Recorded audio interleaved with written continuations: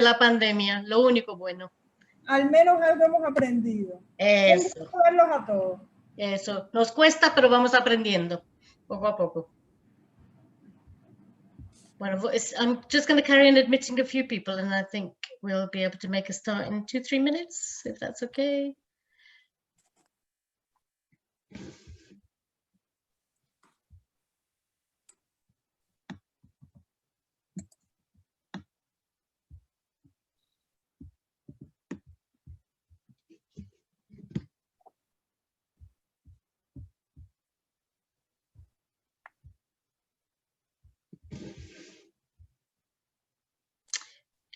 Where's Liam? Hola, Raquel. Hi, just saying hi. Hello, lovely to see you. I'm just saying hi. Okay. Liam, I should be able to carry on admitting people, shouldn't I, once we've shared the screen? Yeah, no problem. Okay.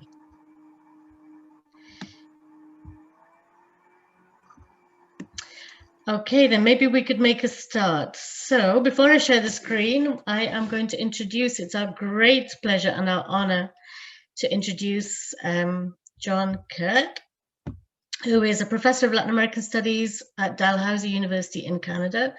Those of you who've attended Cuba Research Forum events in Havana or Nottingham or elsewhere probably actually will remember John. He's a great friend of the forum and a great contributor. John is in the lucky position of being about to retire. So this is a wonderful swan song, although I'm sure you're going to be very active after that, John. So, and we know John's work through so many different areas and disciplines. He refers to himself in a very, sorry, I'm just multitasking and admitting people here, but in a very modest way as a master of all trades, etc., etc. But John has worked on Jose Marti. John has worked on Cuban culture. He's got some very interesting work with Rafael Hernandez and other people. And of course, the topic that he's going to address today is medical internationalism. He's published extensively in that area. So, John, do you want to add anything to my introduction for you, or should we go plunging in? Yeah, I'm a jack of all trades and master of none, not master of all trades. So, sorry, a jack of all trades. It's been a long day. A jack of all trades. Absolutely right. So, if we're ready, we can use the chat function on Zoom. We're also streaming on Facebook Live, so I think Liam is going to keep an eye on the questions there. So when John gets to the end of his talk, if there's any questions, we will relay those to John. Or you can unmute yourself if you're here. You can unmute yourself and ask your question live. Okay, so I'm about to share the screen, and here we go.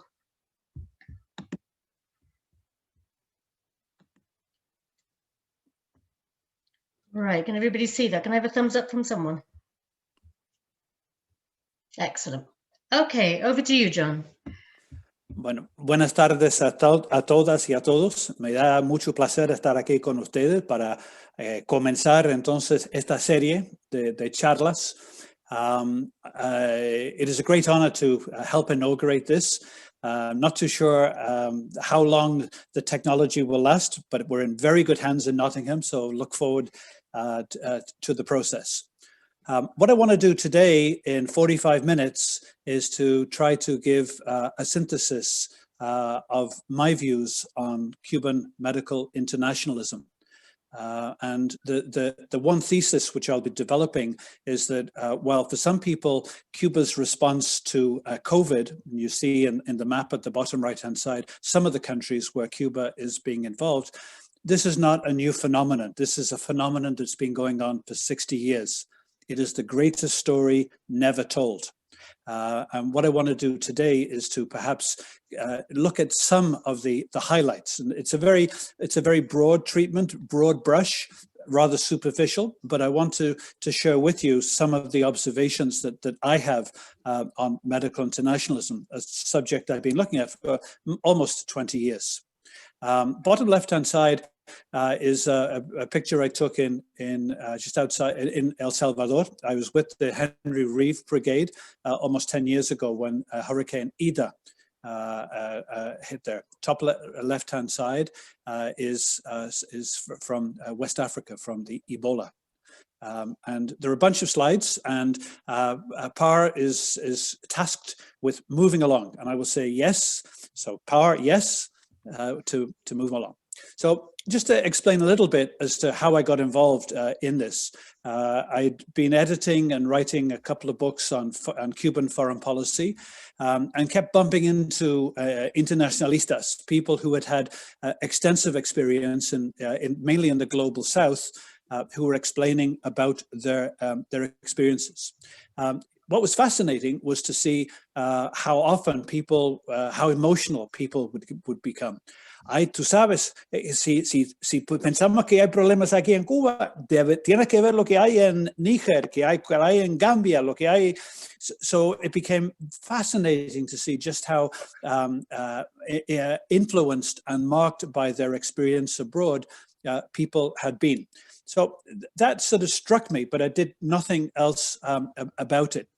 I mentioned how I spent time with the Henry Reeve. I guess the clinical term is I was embedded with the Henry Reeve, slept on a mattress. There were five of us, to a room, sleeping on mattresses on the floor with the sweaty, snoring doctors. It was a character building experience, but also very interesting. And then worked with the Henry Reeve Brigade afterwards in local education. I also spent time in Guatemala at the Programa Integral de Salud in the north of Guatemala, and also went to 2 Operación Milagro clinics in Guatemala. And the bottom right-hand side is a picture that I took at one of them. And then by total good luck and my interest, I must fess up, there's an awful lot of good luck in this. In 1994 and again 1996, I went with the premier of the province I live in, Nova Scotia, to Cuba as his interpreter and counselor for meetings with Fidel. He took 2 large trade delegations of 25 people to Cuba, and I went along as his interpreter. And the premier of Nova Scotia was a very liberal family doctor. From Northern Ireland, sorry, from Wales. His wife was Northern Ireland, and John Savage was his name. When he was family doctor, he did an awful lot of quite extraordinary things here in Nova Scotia. And when he was mayor of the city, he started a program to send medical aid to Nicaragua during the first Sandinista period. When he retired, he also set up a clinic in Gambia. So he was also an internationalista, and he and Fidel were talking at great extent about public health, and I was sort of along interpreting. And it was only afterwards I realized, after listening to these 2 great men speaking, how I'd been influenced by what they were saying. So I took about 12 years for the research that I did, and interviewed 270 people in Cuba and in Guatemala and in El Salvador. So my research is based upon those interviews and that research mainly in Cuba. Yes? That's you, Par.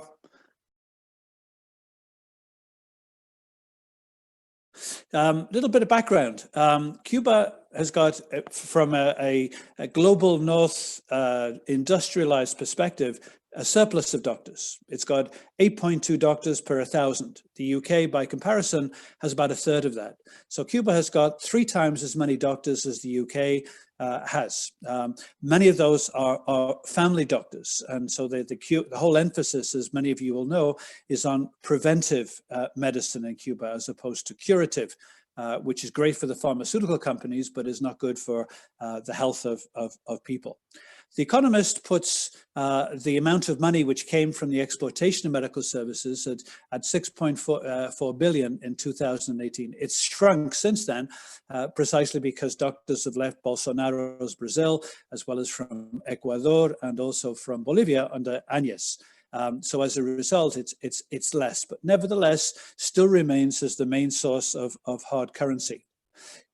Cuba has made it known that it has a medical army of 25,000 medical personnel available for the WHO to send where they are needed. This is an enormous wealth which the planet has.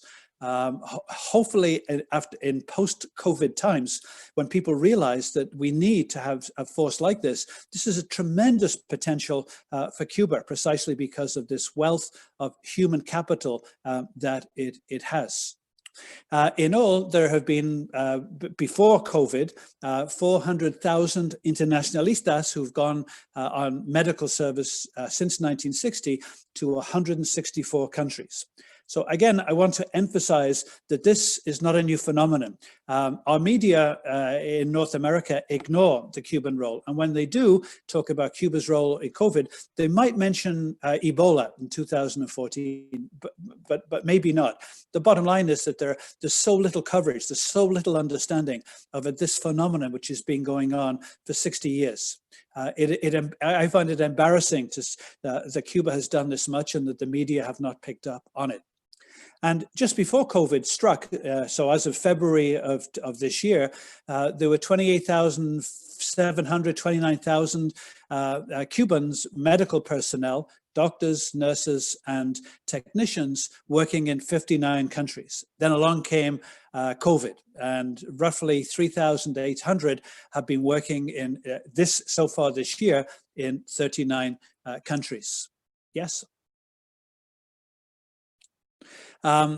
Recent medical cooperation, and this again is a very superficial, very fast overview of some of the things which Cuba has been doing. Those of you who've been to Helm in the west of Havana will know just what an extraordinary place this is. This is the largest medical faculty in the world. It has graduated 29,000 doctors, mainly from the global south, and mainly for free. You see Margaret, the former Director General of the World Health Organization, speaking about it there. It's an extraordinary place. Fidel closed down the Naval Academy and set this up after Hurricane Mitch had devastated Central America, countries with which Cuba didn't have diplomatic relations at the time, but Fidel Castro took it as a personal initiative to set up Helm. In Venezuela, Cuban medical professors have helped to graduate 25,000 doctors. One of the things I find astonishing is what Cubans have done in Timor-Leste, East Timor. There were 38 doctors when East Timor-Leste became independent. Cuba sent 300 medical personnel. And then again, an idea of Fidel Castro, why don't you send us your bright young people to come to Helm? We will train them as doctors. And 1,000 doctors from this tiny country of Timor-Leste have been trained in Havana, finishing the last year in Dili, the capital. And of course, there's the Henry Reeve. Henry Reeve, most of you will know, was an American who participated in the first War of Independence of Cuba between 1868 and 1878. From Brooklyn, New York, an extraordinary character. And Henry Reeve was set up in 2005, and the very first mission was to Pakistan. They've been in 40 countries since. The deliberate mistake is Haiti, which should be 2010. That's my fault. And then Ebola in 2014, and most recently COVID. And I'll come back to the Henry Reeve Brigade. Yes. With the subtlety of a sledgehammer, I'd like to emphasize that what Cuba is doing now in 39 countries fighting COVID is not new. This all started in 1960 with there was an earthquake in Valdivia in Chile, and Cuba sent its first medical delegation. 3 years later, in a newly independent Algeria set up its National Health Service, and Cuba sent a large delegation to help set it up. And the context is very important because Cuba, which had 6,000 physicians back in 1959, lost roughly about half of those doctors by the end of 1961 as they voted with their feet and went mainly to Florida. So Cuba's gone from 3,000 doctors in 1961 to 95,000 doctors this year. It's gone from one university, one medical faculty at the University of Havana, to 22. So Cuba has taken the challenge of medical education to an amazing degree. Most people don't realize just how sophisticated this training has been. Henry Reeve, originally Henry Reeve started as a result of misstep in the policy of George W. Bush. Hurricane Katrina devastated New Orleans, and Cuba offered 1,500 specialists. You see a picture of a very, very famous picture. You see them waiting with their backpacks ready to go after Katrina. And the US government didn't even do the courtesy of recognizing Cuba's offer. So it didn't even bother to respond. George W. Bush preferred to play politics rather than save lives. It was shortly afterwards, the massive earthquake in the Kashmir region, and Cuba sent its first large medical delegation of the newly named Henry Reeve brigades. Yeah. Cuba and Ebola. Many people know or can remember Ebola. What people cannot remember was the very beginning when Ebola started, how scared we were in the global north, because it was such an unknown disease to people here. It was very, very scary. The WHO in September 2014 appealed to the world for emergency medical support for the 3 countries that you see mentioned there. The Cubans talked about it and responded very quickly. 15,000 Cuban medical personnel volunteered. In the end, Cuba selected 256, and they were the first country to arrive on site. They also already had several dozens of Cuban medical personnel in each of these 3 countries who were working as part of the Programa Integral de Salud, so they also joined in. Felix Baez was a Cuban doctor who contracted the disease, was treated in Switzerland, went back to Cuba for convalescence, and then came back. He said that he didn't want to leave the fight, so he came back and was there at the bitter end when the Cubans left. So again, I'd like to emphasize, this is not a new story. The media picked it up a little bit, and CNN actually talked about what they termed a Spanish doctor who was working very, very hard to fight Ebola. The fact that he had a Che Guevara shirt and spoke with a very distinctive Cuban accent went by the by. And it was only afterwards that CNN, in a very embarrassed fashion, a few days later, mentioned that, oh, by the way, it wasn't a Spanish doctor, it was actually a Cuban doctor. Very little attention was paid to Cuba's at the time, but many people do remember that they were one of the countries that were involved. Yes? Ban Ki-moon, who you see here with Fidel, and you also see at Helm. I think this sums up very, very well the role of the Cubans in international missions with the Henry Reeve. They're always the first to arrive and the last to leave, and they always remain after the crisis. This has been the lowest common denominator of the Henry Reeve brigade. I think in Haiti, there was some, if I'm not mistaken, there was something like 10,000 NGOs showed up after the earthquake and were there basically for disaster tourism. By contrast, when the earthquake took place, there were already 400 Cuban personnel working in Haiti. Cuba has also trained 700 doctors in Santiago, and many of them, as well as other Helmistas, came to assist. So the Cuban role with the Henry Reeve is extraordinary and needs to be emphasized. And it's not just with COVID. This has been going on since 2005, a facet of Cuban medical cooperation, which has been going on since 1960. This is not a new story. Okay, yes? So why does Cuba do it? This is my interpretation. I think, one, because of the tradition that is so profoundly rooted since 1960. No doubt at all that it's because of Fidel Castro's leadership. Without a doubt, he was the most significant leader of the global South in the 20th century. no doubt at all about that.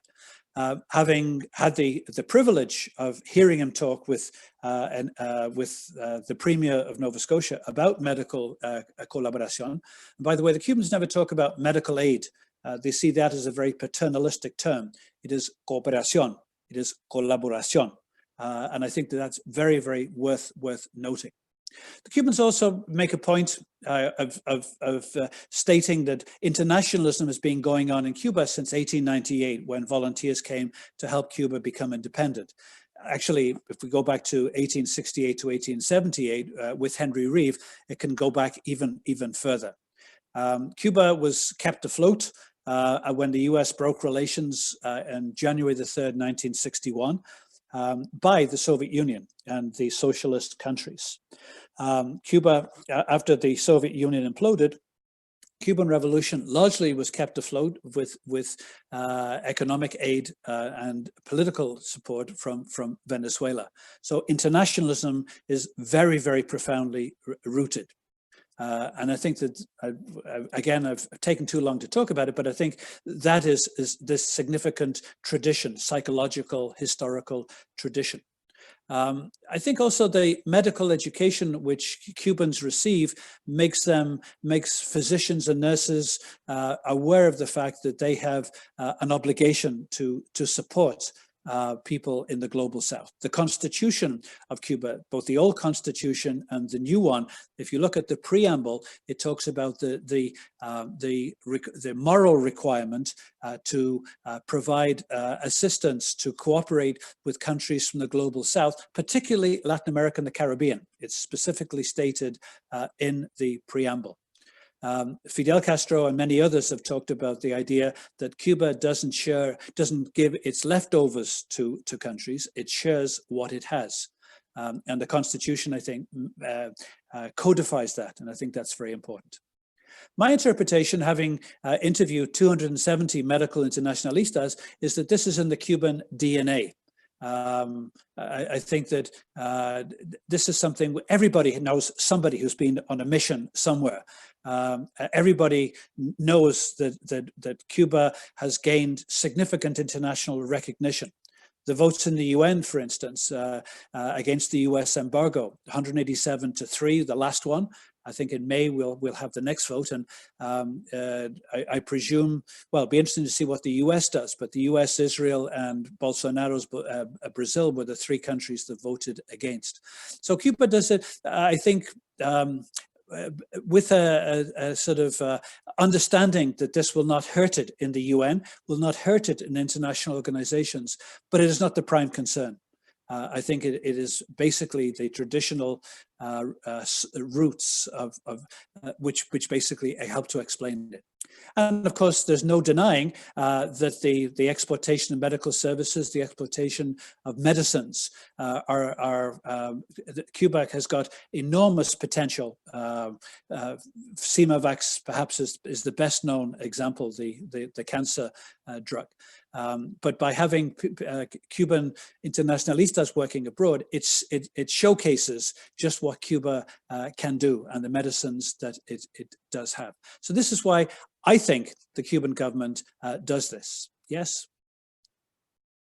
So why do the docs and the nurses and technicians do? And again, based upon my experience with people from Henry Reeve, Operación Milagro, the family doctors in the Programa Integral de Salud, the very first reason that almost everybody said when they felt comfortable talking with me was the money that they made. There's no doubt at all the Cuban physicians are horribly underpaid in Cuba, and by volunteering to go abroad, they made a lot of money comparatively.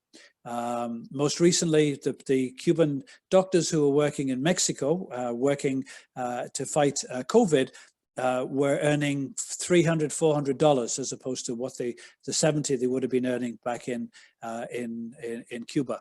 So the main reason that people go, they're not embarrassed to admit, is they make a lot more money. Usually those who go abroad go on 2-year contracts, 11 months, and then come back for a month vacation, then go back for a second year. With the money, they buy extra goods. It gives them a commercial advantage. I think the medical training is also very important. And if you look at how doctors are trained in Cuba, you see an awful lot of emphasis put upon working in the community, upon using very practical sources when they don't have high-functioning, high-tech equipment to be able to use. And again, they are ideally suited to working in the global south, where many of the conditions, in some cases, will be more similar to the conditions found in Cuba than they would be to a doctor trained in Geneva or London or New York. Another reason, it's a bit like the phenomenon in the 1960s of people hiking with backpacking in North Americans backpacking in Europe. Everyone else is doing it. At one point, 25% of Cuban doctors were, this is going back 10 years, were involved in medical service abroad. It's like a rite of passage. And I think that this also is a contributing factor. The fact that they're used to difficult conditions and are not blown away by the sort of poor living conditions that they will find in the global south. The Cubans are tough, they are well prepared, and they're accustomed to living in very difficult conditions. And I think another reason, it's a bit like people joining the armed forces. For travel. Younger people would like to travel, and I found a lot of people in the interviews that I had would talk about that as a one of the reasons. Yes. Two periods that I see, my broad interpretation. While Fidel was at the helm, I interviewed Fidel's top medical confidant, Chomi. Miguel Millar. And Chomi, when I said to him, why does Cuba do this? And he leaned forward in a very conspiratorial fashion. And he said, es la condición médica de Fidel. I said, yeah, what? I thought this was some big scoop. What exactly was he saying? And he said, no, es el síndrome del sí. What exactly is that? I asked rather naively. Well, Fidel has not met a country in the global south which needs medical support, which requests it, that he can turn down. So that the yes syndrome was very much a part of Fidel Castro's decision. And Fidel, without a shadow of a doubt, was the person responsible for this. I mentioned that the early examples in 1960 and 1963. I spent quite some time with the Chernobyl kids east of Havana. And one of the chapters in the second book I wrote is based upon that. At a time when Cuba was in the worst of the special period after the implosion of the Soviet Union, at a time when the average Cuban male lost 20 pounds in weight and the average Cuban female 10 to 15 pounds in weight, at a time when there were enormous shortages. And anyone in Cuba listening to this will know 1,000 times better than I do what it was like during the Periodo Especial. I spent a lot of time in Cuba at that time, and it was extraordinary to see just the resilience of the population. But it was a tough time. Yet Cuba admitted children who were the victims of the nuclear meltdown at Chernobyl in the Ukraine. And in all, between 1988, 1989, and 2011, 25,000 kids, mainly from the Ukraine, but some from Russia, some from Belarus, came with a parent and were treated for their medical conditions, given free education, free medicine, free accommodation in Cuba. Extraordinary to see this happening. I mentioned Helm earlier, 29,000 physicians from 105 countries, most trained for free. The sub-Saharan Africa is dotted with Cuban doctors in the Programa Integral de Salud, and I interviewed many people involved in those programs. Henry Reef, 2005, Pakistan, 2,500 Cuban medical personnel went. And when they left, it's interesting, they left behind 32 field hospitals, but they also provided medical scholarships to 1,000 kids from Pakistan who trained as doctors at Helm and then went back to Pakistan. Operación Milagro, 5 million people had eye surgery provided for free from 5 million people from 34 countries. Now, if you look at any one of these, whether you're talking about the Programa Integral de Salud or you're talking about the multifaceted role of Henry Reeve or Operación Milagro or dealing with Chernobyl children at a time when Cuba was desperately poor and desperately hungry, any one of these would be extraordinary. Yet taken together for a country of 11 million, a poor country from the global south, but with enormous human capital, it's an extraordinary story. And again, it is the greatest story never told. This goes back to 1960. So if you take one thing away from my thoughts today, it is that this has been going on for 60 years.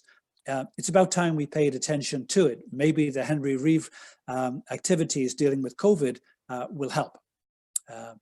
Yes, Pa.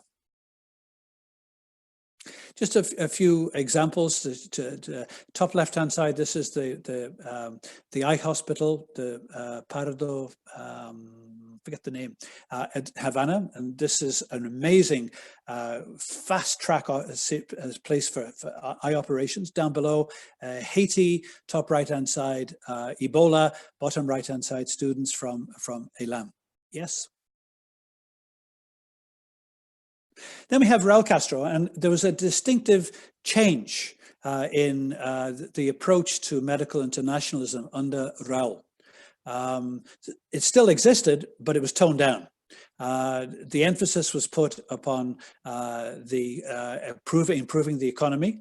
If you read the lineamientos, the guidelines, you see that very, very clearly, and Raúl stuck to those resolutely. This was at a time for huge economic cuts to try to make the Cuban economy more efficient. Same approach, the Operación Milagro continued. The Chernobyl kids stopped in 2011 when the president of two presidents of Ukraine said they were going to support it, and neither did. So Cuba stopped it. So under Raúl Castro, the economic pragmatism for which he was famed continued. So you see fewer missions of the Henry Reeve, smaller delegations of the Henry Reeve when they went out. The lineamientos say that when Cuban medical brigades went out of the Henry Reeve, where possible, expenses were to be paid. So that this was not going to be done for free. Where possible, at least expenses would be covered. So we have a sliding scale from Haiti, dirt poor and unable to afford anything, to the top right-hand slide, to Qatar, a hospital with 400 Cuban doctors, nurses, and technicians run by Cubans. This is where they pay big dollars, far less than they would do for physicians and nurses trained in Europe or in North America. So the Qataris get a good deal.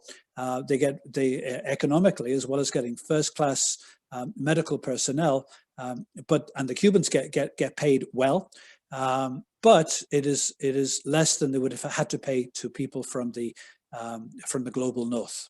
So Raúl Castro, as we all know, the economic pragmatist, reduced the scale of medical internationalism. Yeah. Under Raúl, we see continuity and change. Bottom right-hand side, we see again the entrance to the Qatari hospital that I mentioned earlier. So we see continuity and change until COVID. COVID throws a wrinkle or a wrench into the works. We've got the solidarity tradition continuing, but less. And if you look at the 2,400 people who went to Pakistan in October 2005 after the earthquake, you compare that to the several score of people who went to Mozambique after massive flooding, you get an example. Cuba was picking where it went and was sending smaller delegations. Ebola is perhaps an exception. And Ebola was just something which the Henry Reeve felt that it could make a major contribution to without sending too many people. 256 was still very good, but it did not go overboard the way it had done, possibly in Pakistan. Operación Milagro continues. It had earlier been funded with petrodollars from Venezuela. Now I don't know where the funding is coming from, but Operación Milagro continues very actively throughout Latin America and the Caribbean. Helm continues to be free for most, but not all. There is again a sliding scale of fees at Helm depending upon the ability to pay. So sometimes people say, no, it's all free. No, it's not. People have to pay depending upon the country they come from and the ability they have to pay. The Chernobyl children stopped coming in 2011 when the Ukrainian government did not deliver funding that it said it would. And Henry Reeve has been more selective. It has not gone out as many times and as large delegations as it did before. So we have, again, this sliding scale of, there are three groups. You've got solidarity, countries that can't afford. Then you've got some countries in the middle, which that can make a contribution towards it. And then you've got countries such as Qatar and South Africa, where in fact they can pay. Now again, they pay less than they would do if they were to pay physicians and nurses who'd been trained in Europe and in North America, but they still are paying a lot more than they would. And this is a significant source of financing that goes into the Cuban budget. Yes. Yes, Bob. Quotation from Margaret Chan, from the former Director General of the WHO, and I think this. Yeah, I want you to see that this has been recognised both in the UN General Assembly and also by the WHO. It might have had very little media coverage, but I think that among people who have been to Cuba, who have seen the extent of the contribution, this speaks volumes. Yes. This is me ruminating, thinking aloud. Is there a potential for a new model? And I think there is. I think there's a new post-Raúl stage with tremendous potential for the Cuban Medical Internationalism. I actually thought that during the Mais Médicos program in Brazil, until Bolsonaro came along and turfed out the Cuban, well, the Cuban doctors were pulled out by Cuba, but it was obvious under Bolsonaro they were not going to be welcome. There were going to be major problems. But I think that countries in the global south who have got the money, either individually or through PAHO, the Pan American Health Organization, or through the WHO, there is this medical army of 25,000 people who can go anywhere. 10,000 of them are trained to deal with medical emergencies and epidemics. So this is a remarkable human, a form of human capital, which is ready to go. Here in Canada, we're doing about twice as well as the United States in terms of the grim gram, the body count, but nowhere near as good as Cuba.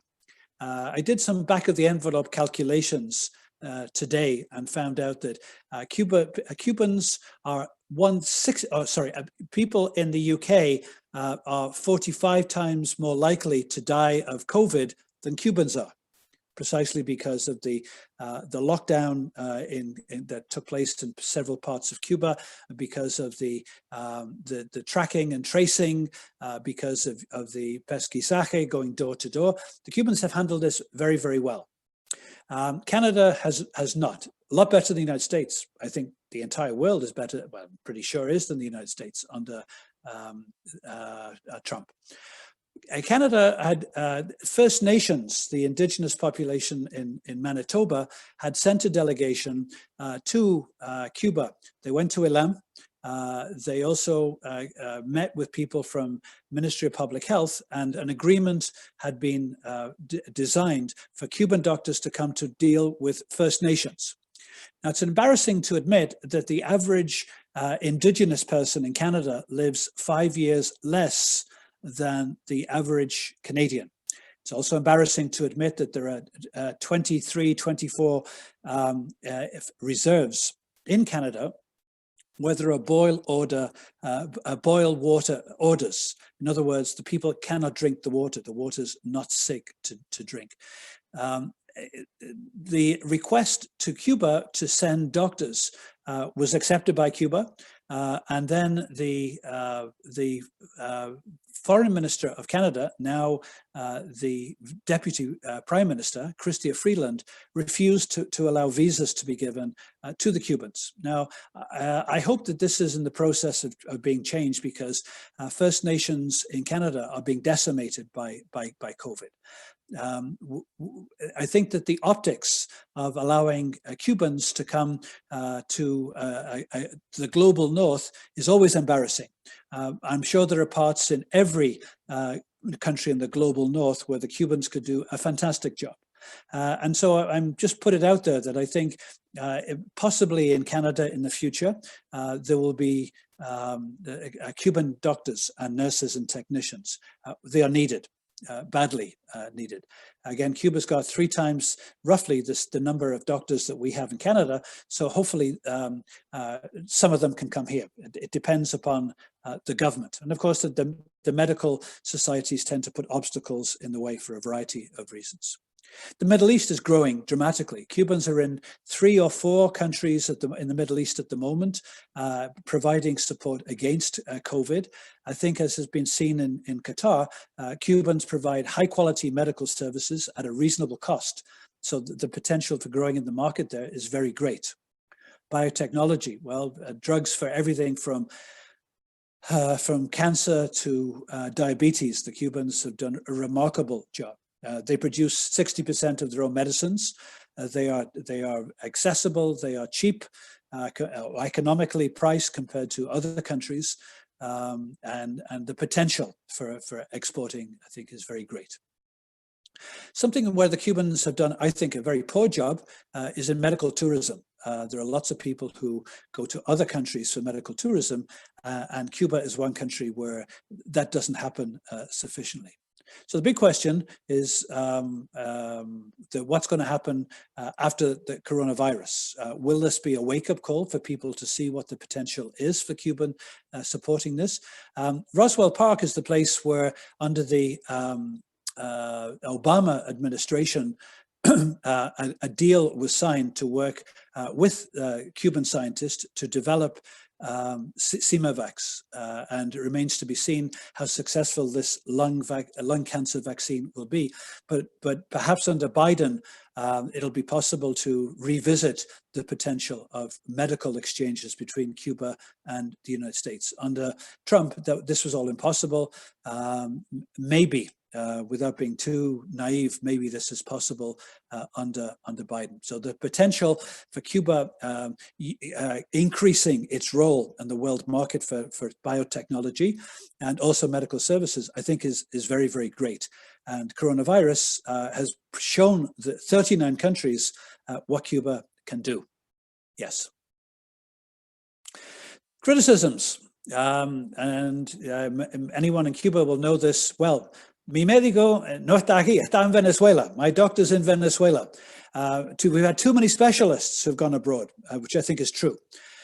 Defections, 8% in Brazil. I think so far there of the almost 4,000 in COVID, 4,000 working abroad. There are 2 that I know of. In Andorra, a doctor and a nurse who had a romantic relationship apparently defected. And it's interesting, I did a little bit of research, and 9% of graduates in medicine from Canadian universities defect, if you like. They go to the United States every year. Why? Because they get paid a lot more money in the United States than they will do in Canada. I also did a bit of digging to look at the UK. 28% of doctors working in the UK and 13% of nurses are from abroad. So they have gone for the same reason that in many ways Cuban doctors have defected, because they get paid so much more. Secretary of State Pompeo has talked about the slave-like conditions and has urged countries not to take, not to hire Cuban doctors and nurses. By so doing, what Pompeo, sitting in his wealthy house back in Washington, what he is doing is asking governments to refuse medical services to be provided to people who otherwise would die. This is criminal. This is unacceptable. It is immoral. So I think that people like Pompeo should have got no moral right to talk about slave-like conditions. He maintains that the Cuban doctors are voluntold to go abroad. Of the 270 who I interviewed, I think there were 3 or 4 who said pressure was put upon them, they should go. Everybody else volunteered to go for the reasons that I explained before. Pompeo has also said they can't take their families with them. Well, if you see the conditions that the Cuban doctors are working, conditions where local physicians refuse to go, you don't want to take your family with you. When Médecins Sans Frontières go on a medical mission, they don't take their families with them. So it is a false, it's a red herring. Medical associations will often say they're not skilled enough, they're just glorified nurses. I think that's because Cuban doctors and nurses are trained in a way that is particular for the global South. And I think that many medical associations are used to treating patients in private clinics, and most of the medical students are not the kind of kids you find at Helm or in Cuban universities, but are people from white, urban, upper middle class backgrounds. Medical federations have responded to the Cubans in a very negative way in general. And I've given some replies and happy to develop those later. Yes, Pa. Getting to the end. Oh, then there was coronavirus. Well, those of you in Britain will remember the MS Bremer docking in Mariel, and 1,000 tourists, mainly Brits, were escorted after several other countries in the Caribbean refused to allow the ship to dock because there were several patients, there were several passengers who had coronavirus. Well,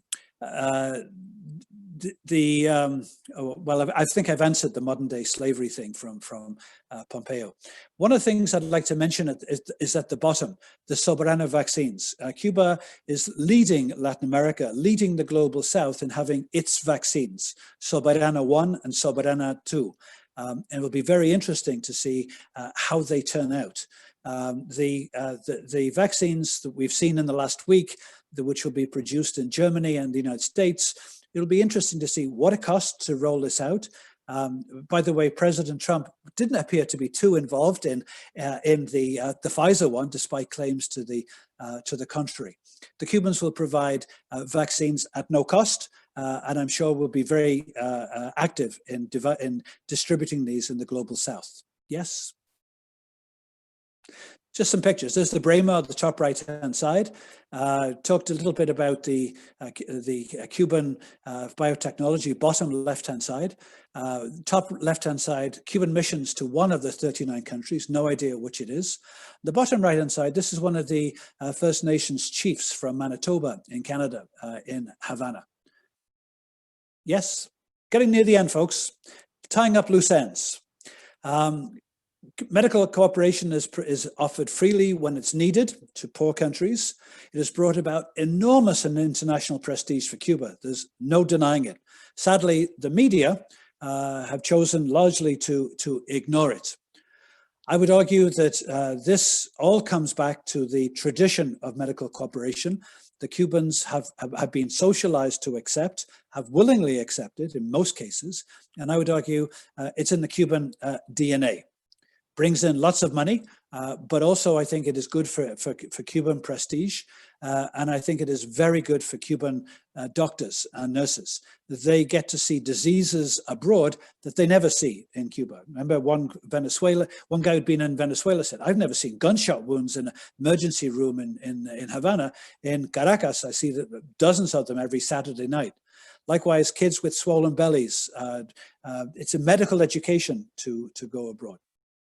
And I think that this is as legitimate as anyone selling any services abroad, whether it's engineering or commercial services. This is what Cuba has got a surplus of. It's fair trade. The Henry Reeve Brigade, I think, has got it done enormously well, and again deserves the Nobel Prize. It's been nominated by many, many people, many countries, including here in Canada. I'm delighted to see that happening. All of this happened. All of it because of the foresight of Fidel Castro. Back in 1960, he was the prime mover of this, and he continued this at times, even when Cuba could not afford it. This is crucially important. And Fidel Castro was the prime source, was the prime motivator, was the spark plug for all of this. And of course, the rhetorical question, why is Cuba leading the way? Where is the G7? The G7 countries are so preoccupied with the terrible job they're doing dealing with COVID, dealing with international outbreaks of disease, that they are nowhere to be seen. Cuba's moral leadership is quite extraordinary. Okay. Second and last of the loose ends. Cuba has got more medical personnel than all of G7 together, which is important to bear in mind. I really believe the last point, that the UN Emergency Medical Brigade is worth considering. The UN should consider, it's very obvious that COVID knows no boundaries. And as a result, if we want to be prepared for the next medical emergency, why not have standing on standby an emergency medical brigade paid for, equipped by the UN? And who better to do it than Cuba? Its service to humanity for 60 years has made that very, very clear. Yes? The Nobel Prize for Cuban, any academic can nominate Cuba for the Nobel Prize. I know because I've done it. You go online, you've got a brief 2,000 character statement to make. And this has been done by dozens and dozens of academics. You can do it. Please, if you think this is important, do it. It is just Google how to nominate the Nobel Peace Prize. Cubans thoroughly deserve it. And the last slide coming up, I believe. That's my email. If I can help you, please let me know. These were the two books. The one on the left-hand side I did with Mike Erisman, that many of you will know from Indiana State. And the one on the right-hand side I did myself. And in the middle, this is from Italy, one of the two places where the Cubans went. You are the true heroes. Honor to the Cuban doctors and nurses. I think that spells it out very, very clearly. Okay, gracias por su paciencia a todos y a todas. I'm now in the hands of Per. You are indeed, and if we could applaud and you could hear us applauding, John, we'd be doing that. Thank you so much for sharing such detailed and broad knowledge as you have, but we will give you a round of applause anyway.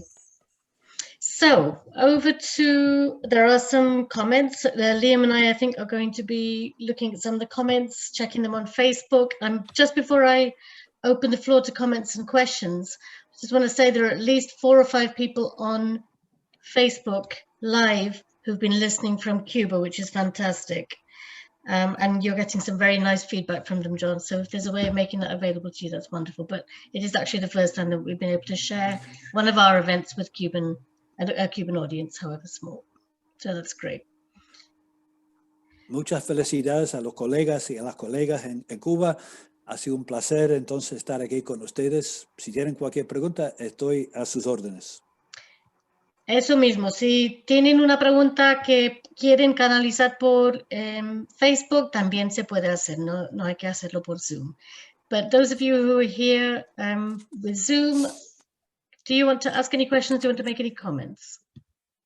Over to you. You can unmute yourselves, make yourselves visible. I think John might like to see some faces. Is that right, John? I'd love to see faces. Excellent. So please make yourselves visible because we're all getting a bit sick of seeing initials when we're teaching. There we are. Fantastic. So, Jacqueline, ¿tienes una pregunta en español o en inglés, como tú quieras? Oh, well, okay. Bueno, muchísimas gracias. Yo creo que ha sido una actualización fabulosa. El profesor John Kirk sabe que muchos de sus libros han sido publicados en Cuba y gracias a esas publicaciones, pues nosotros estamos muy al tanto de esa rigurosa investigación que él viene haciendo. Yo tengo dos preguntas para el profesor porque yo me especializo en temas del Caribe. Y en el Caribe la presencia de la cooperación médica cubana, además de ser muy fuerte en Haití, también se ha extendido a muchas otras de las islas del Caribe, lo cual es algo interesante también. Bueno, antes de la pregunta, solo decirle que a partir de la COVID se ha dado un fenómeno muy interesante. No sé, profesor, si usted lo ha seguido, que es que han llegado componentes de la brigada Henry Reeve, no solo a territorios independientes, sino a territorios no independientes en el Caribe. Yo creo que esto es algo muy interesante porque ahora tenemos médicos cubanos en Montserrat, tenemos médicos cubanos en Martinica y en otras islas. Las Islas Vírgenes también están allá. Las Vírgenes, sobre todo en muchas dependencias británicas, y esto abre un espectro interesante a un fenómeno que hasta ahora, al menos en el Caribe, yo no tenía conocimiento. Mi pregunta tiene que ver con algo que usted mencionó y que a mí siempre me ha causado mucha duda, y tiene que ver con el enlace entre esos servicios médicos profesionales que tiene Cuba y el impulso a la industria biotecnológica cubana. Y mi duda en esto tiene que ver porque mi percepción, y ahí usted me corregirá o no, es que el mundo de la biotecnología a nivel global está muy controlado en un puñado de empresas transnacionales que podrían actuar como barrera a la entrada y a la comercialización de esta producción biotecnológica cubana. Entonces, ¿qué cree usted de eso? Y si usted ve algunas alternativas para que Cuba pueda realmente penetrar este mercado que yo creo es muy cerrado y muy difícil de abrir.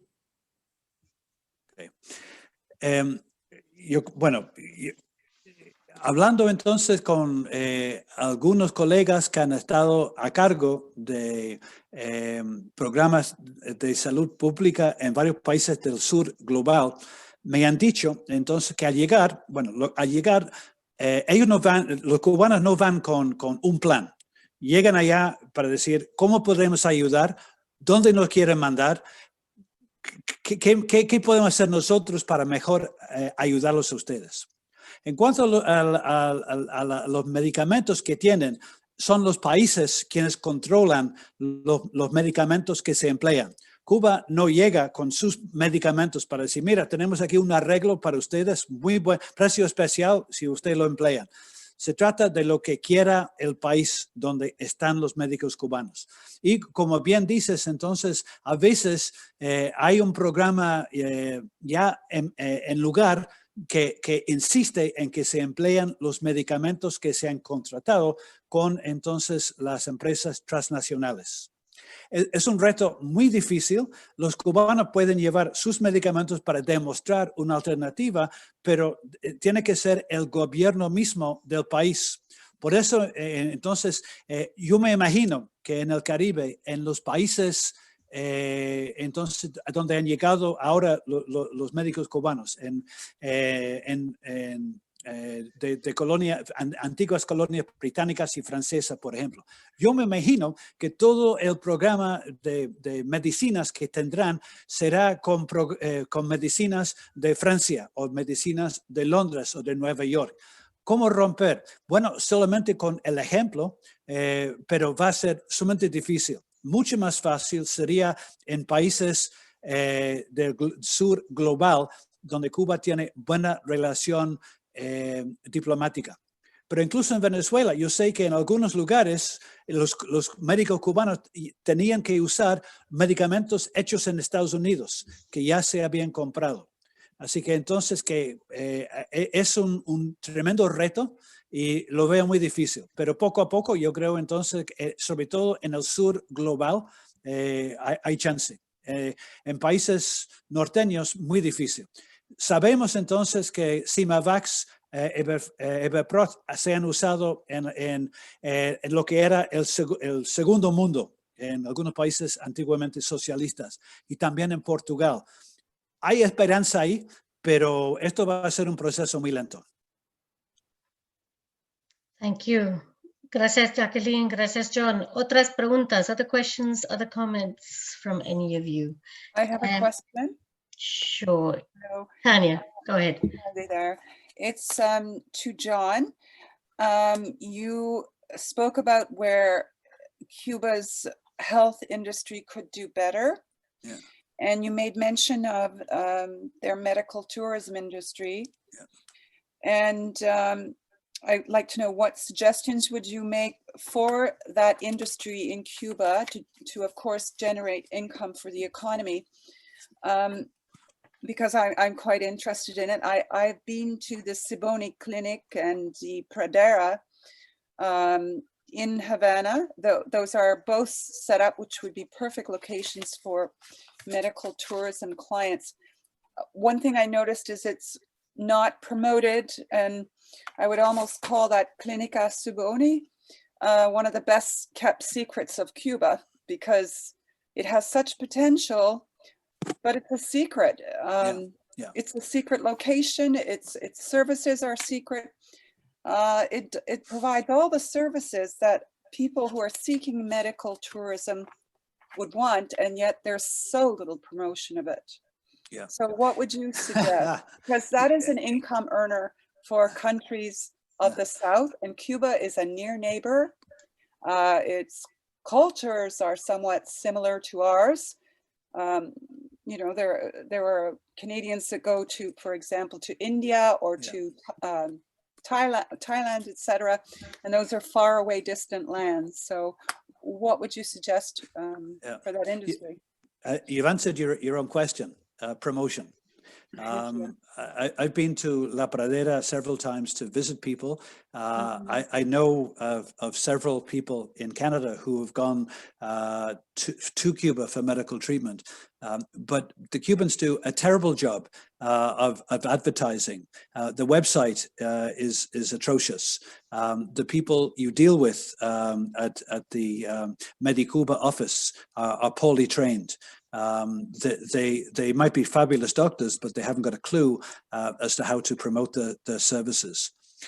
You're quite right. People go to Mexico, India, the Philippines for medical services, and they could easily go to Cuba. But the Cubans are their own worst enemies. They need to send people to India, the Philippines, Mexico to learn as to how they're doing, what approaches they're using, and then copy them. Use the tourism offices. As you know, in Canada, there's one in Toronto and one in Montreal. Well, have somebody assigned to them who deals specifically with medical tourism. There's a company in Ontario and one in Quebec, which you can write to get connected, but they do a poor job as well. I know that from several people who have gone through them. The Cubans need to take responsibility. They need to accept the fact that this could be a big earner. They've got so many hotels which could be used for medical tourism, and they're not. The Ciro Garcia Hospital is fantastic. Great doctors. My own daughter was a patient there, so I know firsthand how well they do. But they need to promote. They need to advertise. They need to let people know just how good they are, because at the moment it's amateur hour. Okay, thank you. Thank you, John. I'm just going to read out a comment if anybody's thinking about a question or a comment that they want to make. It's in the chat and John probably won't be looking at it. So this is from Lisa Robinson. Thank you, Lisa. Looking at health inequalities closer to home, John. In Nottingham, there's something like a 13-year difference, not sure on the latest figures, in life expectancy between people living in places like Woollerton and West Bridgford, compared to people living in wards affected by economic and social deprivation, where our Black and minority ethnic communities live and where poor white folk live. This is more than an embarrassment, it's shameful and a crisis of capitalism or racial capitalism. I don't know if you want to comment. I don't think there's any obligation to comment, just pointing out that this is a first world problem. Yeah. Other questions, comments? Tony, you've got your finger up. Yep. I couldn't work any other way out of coming in. Thank you, John, for all that. Good as ever. Thank you. My question comes back to the late 70s, early 80s, when internationalism was really booming in Cuba. The whole thing, in some respects, took off with Angola, but it became much more systematic after that. Yeah. And I do remember two accusations leveled against, well, not so much leveled against Cuba as brought out to explain the government's attitude to it, not individuals. So you wouldn't have found this in your interviews with individual volunteers. One was that it was easy to do because they had so many doctors spare. In other words, it was a cheap export and money earner because Britain couldn't do that because we haven't got enough. Yeah. But the idea was, right, send them out there because you've got so many. And the second linked explanation was that when they were abroad, they brought back foreign currency. And that was at a time before foreign currency was legal, was legally acceptable, at least the dollar was legally acceptable in Cuba. And therefore, one way or another, it found its way through the system, either illegally, in an informal sector, or back to the state. Did you find any evidence of that in any of the discussions you've had at a higher level? I don't think Fidel let on in your interview with him, but was there any hint of that you found? At the higher level, no. At the lower level, yes. Foreign currency, souvenirs, things that were bought cheaply, that could be sold at a profit in Cuba. So these are one of the advantages. The first part, I don't agree with, and I don't think that was part of the Cuban strategy. I think that under the driving influence of Fidel Castro, this was something that just had to be done because there was a moral need to do it. Angola had sort of started off one facet of internationalism, but Cuba did have a surplus, and saw that it had this moral duty. Now, I was there, as I say, in 94 and 96, so a decade afterwards, but that was still there when Fidel was speaking with the Premier of Nova Scotia, and I was interpreting. That was very, very clear. So I agree with the second part. Don't agree with. I found no evidence. Everyone I spoke with, even people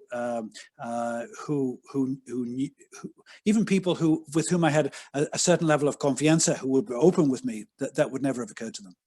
Okay, thank you.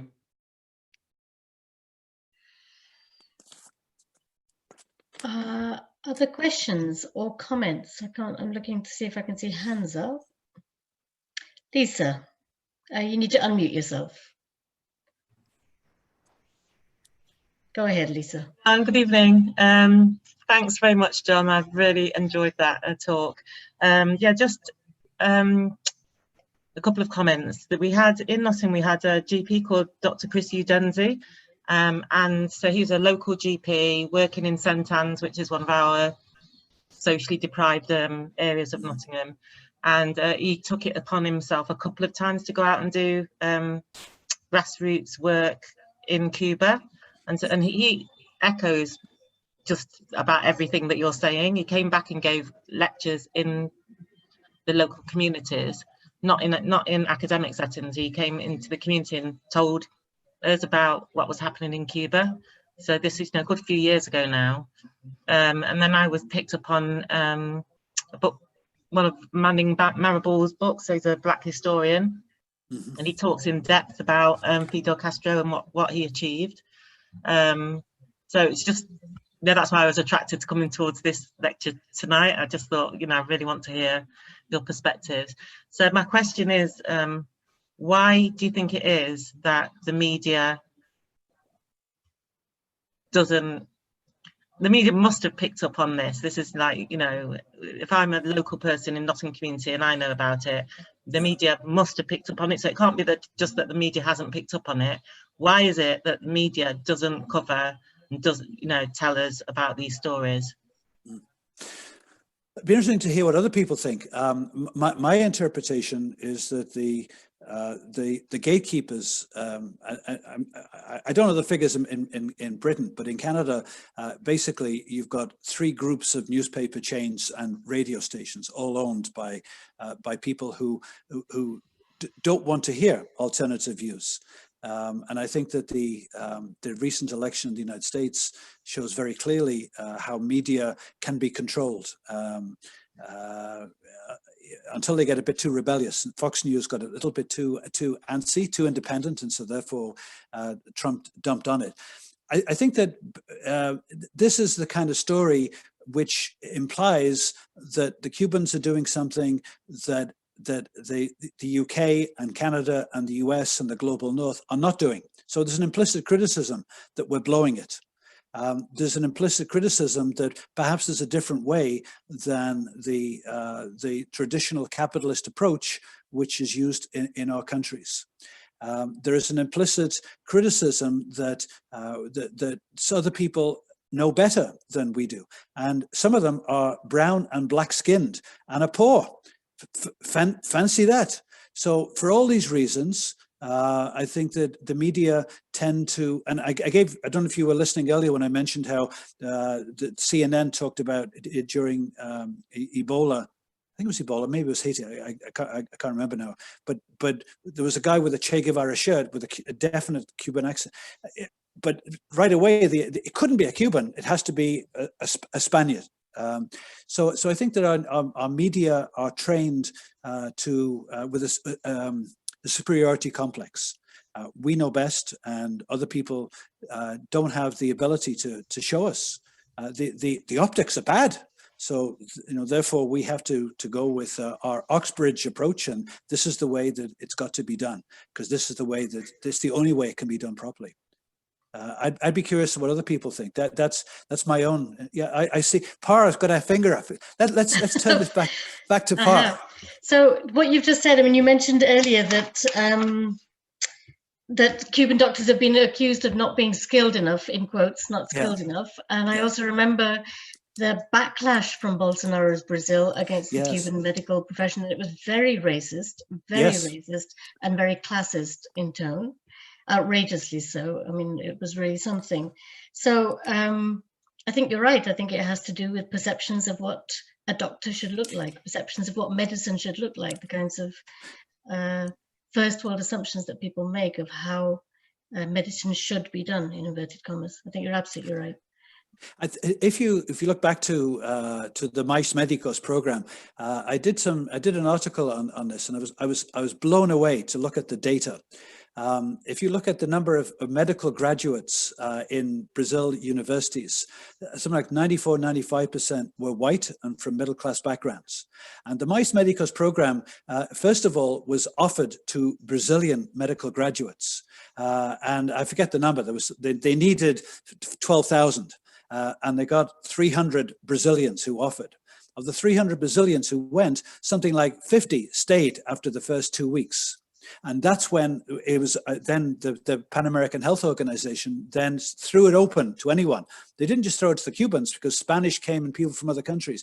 But the point I'm trying to make is that the Cuban doctors were trained to work in difficult conditions in a way that the white middle class urbanite doctors trained at the private universities of Brazil weren't. So I think when you get someone like Bolsonaro coming along, he believes that his way is the Trump of the tropics. This is the only way that you can deal with this problem. Whereas in fact, the indigenous population, the people in the impoverished Northeast, gained significantly, and tens of thousands lost their first access to healthcare when the Cubans left. Quite sad. But I think there's something else going on there, John, as well, that I'm not going to dominate. I'm going to read out some comments in a second, but it's also a kind of epistemological question, because one of the things about the Cuban healthcare system in Cuba is that it is integrated and holistic. So it doesn't reject alternative medicines, it includes them, it incorporates them, and it also sees health as a social issue.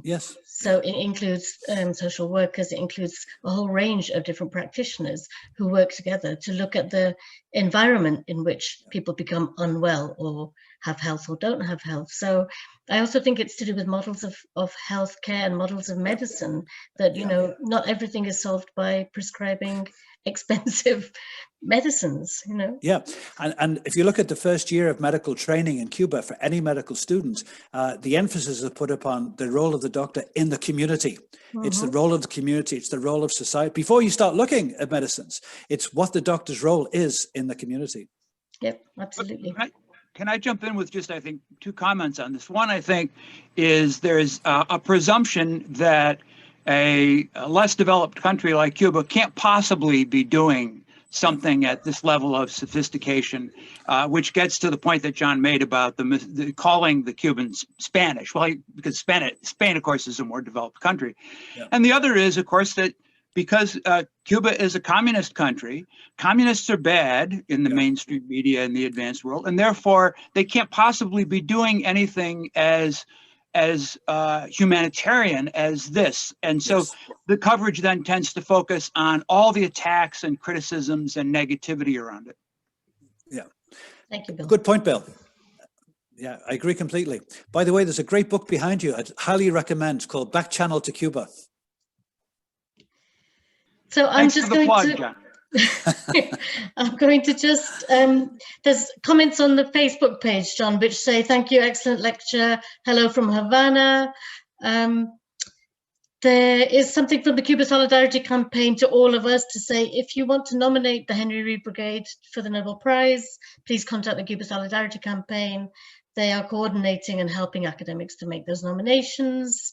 Karel Acosta, who I don't know, in Havana, says he's asking a question, I guess, he or she, I'm not sure. I'm not sure the best word to refer to Cuban doctors who stay abroad during their missions, who remain abroad, who stay behind, is to defect. Do you have any comments on that, John? I think that for many years here in where I live, in Halifax in Nova Scotia, Canada, the Cubans had a base for the fishing fleet. So I worked for 23 years as an interpreter, translator. I got drunk Cubans out of jail. I arranged baseball games for the Cubans. And Cubans who decided to stay were known as defectors, or the term often used as desertar. They desertaron, they deserted. And I'm guilty of using it too, because I've fallen into using the Cuban lexicon. I think that's an unfortunate term. I think that they have the right to live where they want to, and defecting and deserting, terms which I have used. I understand the emotional baggage that they come with, and I think it might be more prudent to try and find an alternative. Karela, I don't have an alternative, but I agree with the sentiment behind it. I think that it's unfortunate that those terms can have such emotional baggage along with them. And I would be happy to think of a different word, different term. And I also think that the Cubans have got a right to live where they want to. Thanks.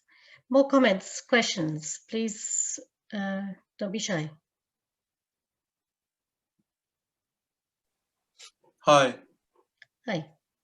Hi. Firstly, thank you very much for the talk. It was incredibly interesting. Thank you.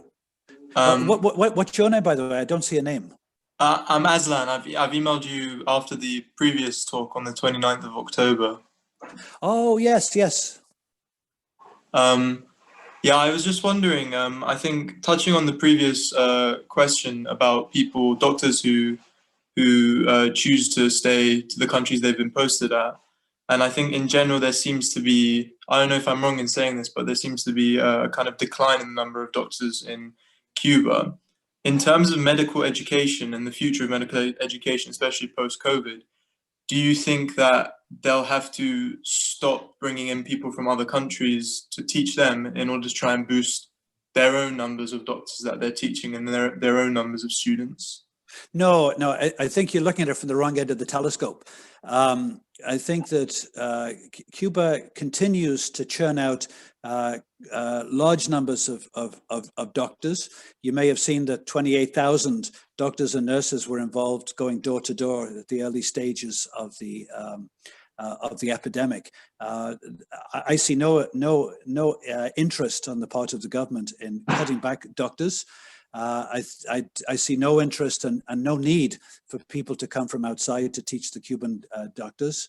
I think that Cuba's got more than enough human capital to teach at its own 22 universities. So in terms of the Cuban number of Cubans who are staying abroad, 2 out of 4,000 is a very low number. I think that's and so I think that apart from Brazil, where you had 8% stay outside the country, very few are leaving. I also think it's important that most people should understand that the US government is giving millions of dollars to NGOs and to people to try to dig up dirt to try to get the Cubans to desert or defect, or whatever the better term is that we can come up with.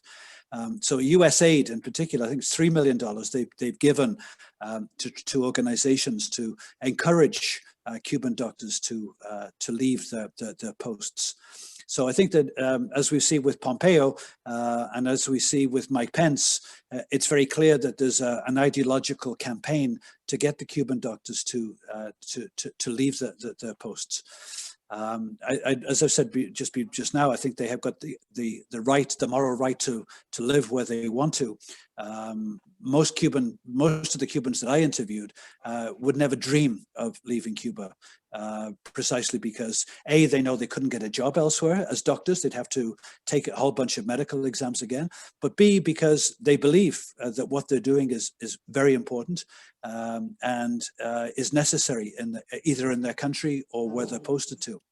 So I think that my take is a little bit different, Aslan, from what you were questioning at the beginning. Cuba's got plenty of doctors. Will continue. I see no evidence of them reducing the number of physicians, and I think that post-COVID, the potential, as I tried to make earlier, for selling those medical services abroad is greater than ever. Particularly now that in Bolivia, I expect doctors will go back there. There are elections in early next year in Ecuador, might happen there, and in 2022, I hope and pray that Bolsonaro is given his marching orders, because again, there are people who need medical care in the global South, and they're not getting it, and Cuba can resolve that. Thank you. Would it be okay to ask a quick follow-up question on the final point made? Go for it. So with the point being made that post-COVID, there's going to be a higher need for these 25,000 doctors that Cuba has that they can give to the WHO. Do you think that if, so I think how you were saying before that they're trained for a different type of medicine, or the type of medicine they're more used to seeing. If European countries are now sort of the target nations where they may need more medical support, do you feel that medical training and education in Cuba needs to change in order to help those doctors and future doctors who will go there have an easier bedding in period, or do you think they'll go and develop and adapt when they go there? Yeah, good question. I know, speaking to a doctor who was in Italy, that when they got there, this was in the first group, the equipment that was used was something they were not used to. It was more technical. So that is definitely a challenge. Working in the global South, which is where at the moment 90% of Cuban physicians are, the training that they get using both developed but not ultra sophisticated equipment. In part, let's not forget that part of the reason why they can't get that equipment is because of the US embargo. Anything that's got more than 10% of American involvement, the Cubans cannot legally import. So that the embargo is making life very difficult for medical training. But I've been in the universities and I've seen the way Cubans are taught. I think that the emphasis on pragmatism, on being able to use the materials that you have around you, so that if you're in Amazonia and you have no electricity, well, what do? You can't do an electrocardiogram. So what you do instead, and so the Cubans are taught in a variety of ways. So I think they're admirably taught for where 90% of them are at the moment.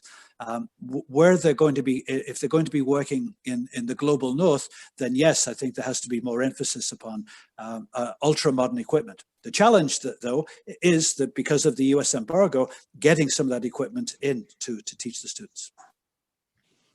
Thank you very much. You're very welcome. For your questions. Other questions, other comments? There's a question in the chat from Alpha, who's here. Alpha Kane says, excellent meeting, great presentation, John. Don't you think that the speech of Fidel to the intellectuals on 30th of June 1961, one that we know well, the palabras a los intelectuales, was the beginning of all this success, medically, educationally, artistically? I can't remember the speech well. I remember I read it in the past. I think that far more, probably no.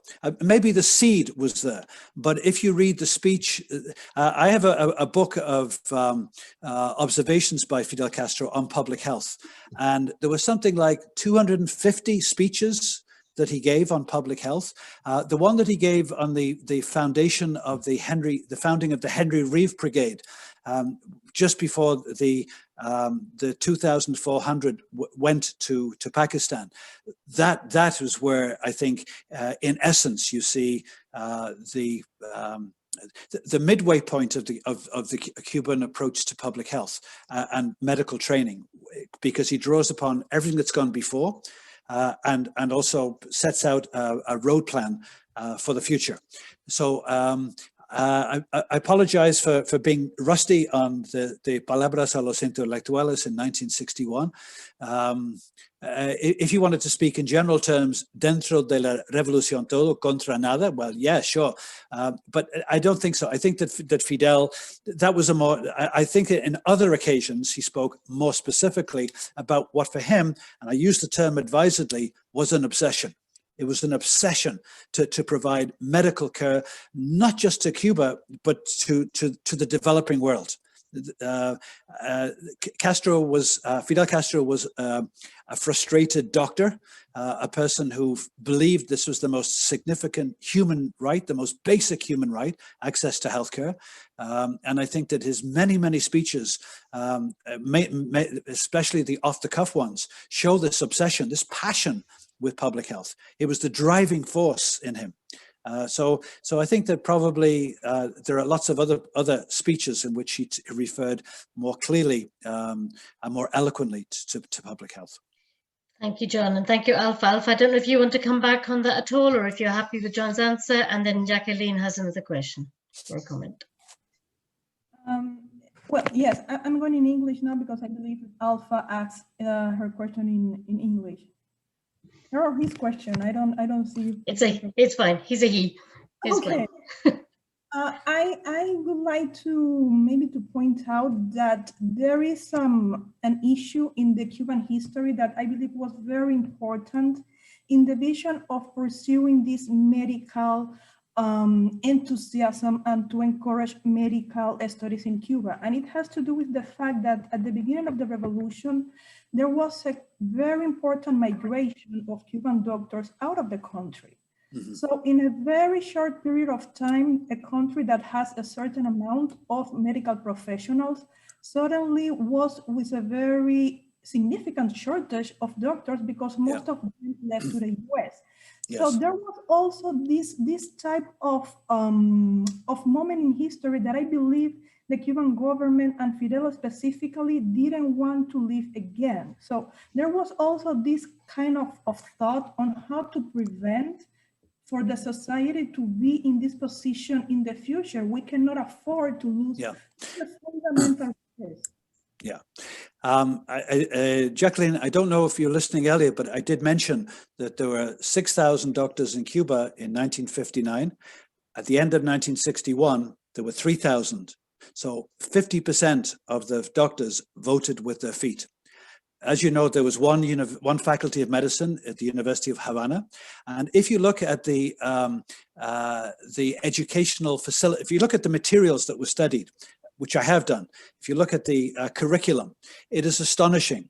It was designed entirely for the white upper middle class of Havana. So for instance, there's a section on nutrition, and it talks about eating too much junk food. There's nothing about kids in Cuba, in rural Cuba, with swollen bellies, with malnutrition. It is telling future doctors what you have to do is to watch out for drinking too much Coca-Cola and eating totally divorced from the reality of Cuba.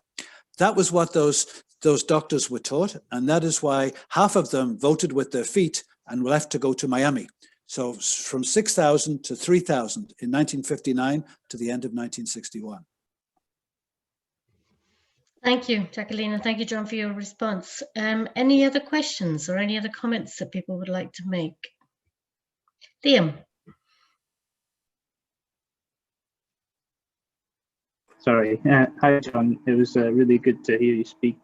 Having read your book, Healthcare Without Borders, and I was just wondering more with regard to coronavirus, if you knew, as there are Cubans in many countries across the world just now, including there were some in Lombardy in Italy and also in Andorra, whether they were being supported by those governments financially for their international assistance in those cases, particularly in the developed world. Yeah, it's a very good question, Liam. Do the Cubans do this for free? No. There's a sliding scale depending upon the ability of the country to pay. So people in Italy and people in Qatar, those governments would pay a lot more, and people in the former colonies of Britain and France would pay a lot more than countries in sub-Saharan Africa. So Mexico, for instance, they were paying, the figures that I saw were paying $1,400 a day. Sorry, $1,400 a month for each Cuban doctor. The Cuban doctors were getting 25–30% of that. Now, $1,400 US dollars, 700 pounds roughly, 650 pounds. That's not a lot to pay for a globally north trained doctor. So someone who was trained at a British university, or a doctor who was trained in New York would charge a lot more than that. Mexico, that was the best, that was what they would charge because that's what they could afford. People who would where the Cuban doctors were in Latin America, who could not afford that in South America, were paying less. People in sub-Saharan Africa were paying less. In Qatar, I have no idea what they were paying. Saudi Arabia, but I'm sure they were paying average $4,000 a month at a guess. So it depends. Everybody was paying basically, but it depended upon their ability to pay. That's, by the way, I have no government information. That's my interpretation. Okay. No, I was just wondering if there was maybe a difference between the disaster relief missions and sort of what the Henry Reeve Brigade was doing, and more of the planned assistance, Yeah, it all depends on contracts that are worked out individually with the Cuban government, and the rate of pay will depend upon what is needed and what the circumstances are, and what the government can pay. So everything is individually negotiated, whether it's the Programa Integral de Salud, where people will go for 2 years, And that will be so much a month, plus the accommodation, plus for the Cuban doctors, nurses, and technicians. So that's one module. But individually, the Cubans who were in Italy for 4 or 5 months, that too would be worked out individually based upon the two governments talking with each other. So everything is individually negotiated. Excellent. Other questions, comments? Okay, so Lisa's comment, sorry, I'll come to you, Al, in 1 second. Lisa's comment, simply speaking, Cubans are like Robin Hoods of the health world, very appropriate for Nottingham, John. Selling services to the rich to treat the poor. Smile, better than Robin Hood because everyone wins. I think the Cuban approach is a beautiful example of internationalism. Thank you, Lisa. Yeah. And then Al, you looked like you'd unmuted yourself and you were going to ask a question. Go ahead. Yeah. Nice to see you. I've been seeing you the whole time. I've just been hiding. So I just wanted to say real quickly, not too long, but I wanted to underline what John said about selling this service, this product. Cuba's continually attacked for being inefficient at everything that it does. And they produce medical services efficiently. They produce it at low cost. I mean, I don't want to talk about whether Cuba ought to be, what they ought to be doing in the international capitalist market or anything like that. But to exist, they obviously have to sell products internationally. And they actually produce this at a low cost. I mean, we all know that wages are low by international standards, given the exchange rates that Cuba has. So they produce this at a low cost, and they should be able to, by the rules of the market, they should be able to produce it inefficient, should be able to sell their product. And, as John keeps coming back, Cuba can't blame everything on the blockade, but they can blame a heck of a lot on the blockade. And in particular, the selling of all medical services. I mean, they're being politically blocked at that. I won't go on too much longer, but it's really important. Even when John said, for example, that the Soviet Union and Venezuela kept Cuba afloat. Well, that's true, but it's not true that they did it on the basis of subsidies. Because any small country, I live in Switzerland, okay, and all the European countries are small. And if they couldn't be part of some large market exchange system, they couldn't produce efficiently because you can't specialize and you can't produce some product. You try to produce everything, you can't do it. And the United States blocks Cuba from developing the efficiency. I mean, yeah, there's a lot of internal messes in Cuba that, cause problems too, but fundamentally, even if they got it right, they'd be under a tremendous problem because if we cut Belgium off, if we cut Switzerland off from the international market, Belgium imports and exports 4 times the amount that Cuba does. They would collapse within days. Anyway, so I just wanted to really emphasize that they have something they produce efficiently by the rules of international capitalism, and then they're not allowed to sell it. And then we turn around and blame them for being inefficient and not selling things internationally and not participating in markets. It's, that's it. Thank you. Good. So I think, unless anybody's got any burning questions or burning comments, we are coming to. I've got maybe last question. Sure. Do you want to make yourself visible? Yes, sure. Visible. That'd be great. Hi, Simon. Hello, John and Barb. Thank you so much for this presentation. It was really interesting. Maybe you talked about it because I was a bit late to join, but I had a question rather regarding Cuban internationalism outside the medical context, because I think there is much more than only this than what we're focusing on in medical internationalism. I studied in Cuba some 18 years ago, and I was very surprised to see many students from other countries, from Haiti, from Caribbean countries, from Africa, who came to study in Cuba with scholarships from the Cuban government. And many of them studied to become doctors. So that is actually a hidden form maybe of Cuban medical internationalism, but also many of them came to study other careers. Some of them were agronomists or engineers or environmental studies. And in the years afterwards, I've come across many of these people in other countries who said like, oh, I'm working in this and this in Haiti, for example, and I have a Cuban degree. So I would like to know if you have looked at this at all, and how would you frame this particular episode of Cuban medical internationalism within the history of Cuban internationalism? Okay. Cuban internationalism both revolves around people coming to Cuba, as you were mentioning, Simon, and also people going outside Cuba. I've done research in the literacy program, Yo Si Puedo, which is used in dozens of countries, basically teaching basic literacy in the global South, but also in some European countries.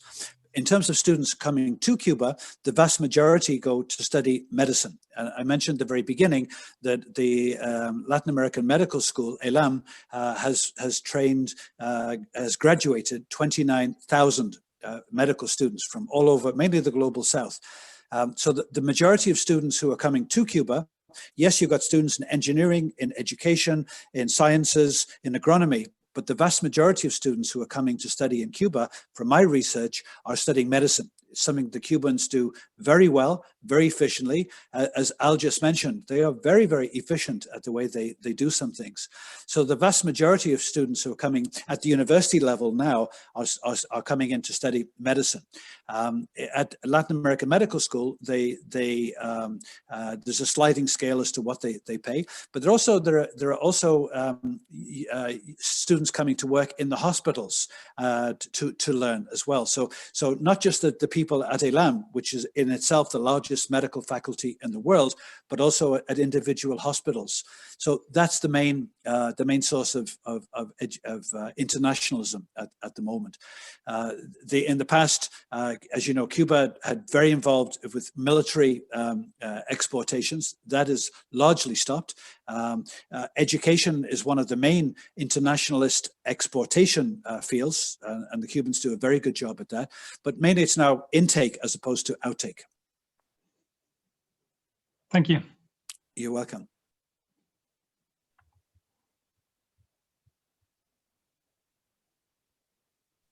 Last chance for any I realized. Last chance for any questions or any comments. Hi, Park. Could I maybe ask John about? You can move in. Go for it. He needs to go have lunch in a minute, Canada time. But anyway. Okay, hi. I guess it's related to that as well. I thought it was really interesting what you were saying about First Nations from Canada becoming involved with Cuba. How do you see that developing? Do you see maybe even doctors from First Nations being trained at Elam? Great question, Mervyn.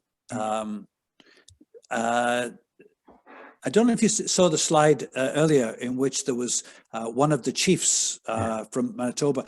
He was there. He went to Elam, signed an MOU for Indigenous kids to go there. And that's still that's still a possibility. The greatest need, however, the most urgent need, was to bring, and this was all before COVID. So you can imagine under COVID, it's even greater need. So the need was to have Cuban docs, family doctors, using preventive medicine approach, working in the reserves. That was what they needed. They invited the Cuban docs. They signed an MOU with them, and it was the Canadian government which refused to allow a visa for the Cuban docs to come. So I suspect it'll be far easier for the students to go, but that's going to be a 6 or 7 year process before the students come back. There's a cultural challenge to that too, and I've spoken with some First Nations people that their communities are so integrated and so tightly connected that the idea of being away from your family for a long time is a real challenge. Far more so than the average Anglo-Saxon or Indigenous or other cultural factor. For the First Nations, being in a family unit is incredibly important, and that would be a cultural challenge that will face them. In synthesis, I think that students will go from First Nations. The greater challenge will be, as we've talked about earlier, the Canadian government overcoming its superiority complex, dealing with the optics of dark-skinned or brown-skinned docs and nurses coming to work with dark-skinned indigenous people here, which is very, very sad. Okay, that's great. Thanks a lot. Okay, thank you. Thanks. Good to see you, Mervyn. Yeah, absolutely. Thank you. Just take care.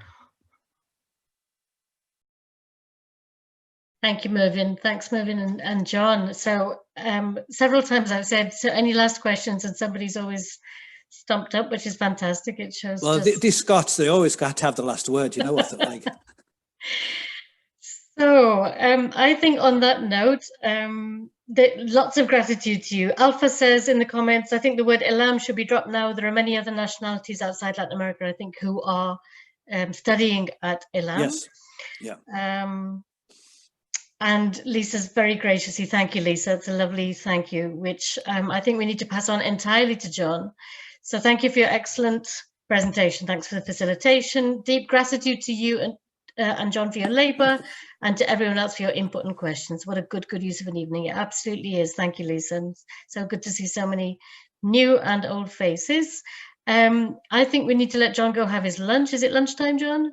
I want to have my tea in my Everton mug. Excellent. That will be great, and good luck for the weekend also. Just before you go, if you're not a member of the Cuba Research Forum, I know some of you are, you can start to switch off already, but if you're not, please do email me, and please like the Cuba Research Forum on Facebook. We've had about 20 people watching on Facebook, which has been really nice. It's the first time we've streamed it. Some of them from Cuba, which I'm personally really delighted about. And then all of you who are a very international bunch, as we can see. So that's absolutely fabulous. A little taste of what's to come. So on the 1st of December, Guillermo Grenier from Florida International University is going to be talking to us about Cuban Americans and the recent elections, with the title, Trump, the Republican Party and Cuban Americans, a love story. What's not to like about that? On the 9th of December, Sara Kosame, who is a postdoctoral fellow at NYU, New York University, is going to be talking about agrarian reform based on her doctoral work. So a couple more events before Christmas, and we would love to see you back. Please spread the word. Most of all, though, John, thank you so much to you. A pleasure to be with you folks, and I'm amazed at the technical abilities that you folks showed. It was great, seamless performance. That's right. That's now the life of the academic, isn't it? Learning how to use Teams and Zoom and unmuting ourselves constantly. All down to me. The whole technical. Yeah. Yeah. So take very good care, all of you. Thanks again, John, and hopefully you'll be joining us for some of our talks in the future as well. Yeah, look forward to that. Lovely. Bye, folks. Okay, bye. Bye. John. Bye-bye.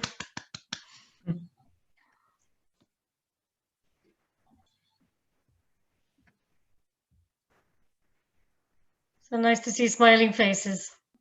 Wow, I think we all needed a bit of Cuba tonight, didn't we? Hey, he's gone. I was going to say something to him. Never mind. Lovely. Yeah. Fantastic. Well done. Well organized, both of you. Liam, campeones. Oh, we did it. Yeah. Oh, we're still recording. Let me stop recording then. Are we still recording? Yeah, yes, we are. And on Facebook.